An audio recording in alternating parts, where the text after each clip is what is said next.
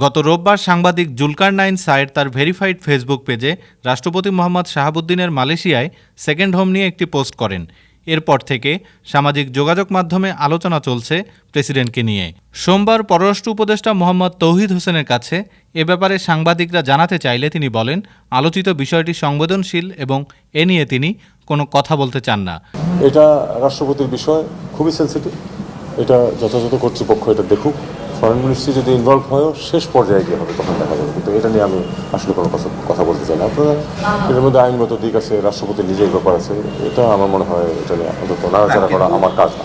সাংবাদিকরা প্রশ্ন করেছিলেন, রাষ্ট্রপতির সেকেন্ড হোম সাংবিধানিকভাবে সম্ভব কিনা, এ বিষয়ে পররাষ্ট্র মন্ত্রণালয় অবগত কিনা এবং ডকুমেন্ট যাচাই বাছাই করবে কিনা।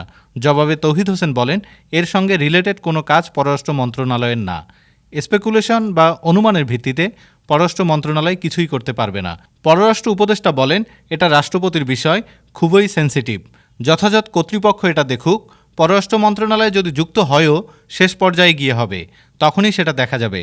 রাষ্ট্রপতি মালয়েশিয়ার নাগরিক কিনা এবং পররাষ্ট্র মন্ত্রণালয় মালয়েশিয়ার বাংলাদেশ হাই কমিশনের কাছে জানতে চাইবে কিনা এমন প্রশ্নে তৌহিদ হোসেন বলেন, আমি অনুমানের ভিত্তিতে আমাদের মালয়েশিয়ার বাংলাদেশ দূতাবাসের কাছে জানতে চাইব না।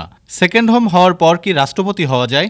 উত্তরে তিনি এমন প্রশ্নে আইন উপদেষ্টাকে করার পরামর্শ দেন। ডেস্ক রিপোর্ট, আজ বার্তা, ঢাকা।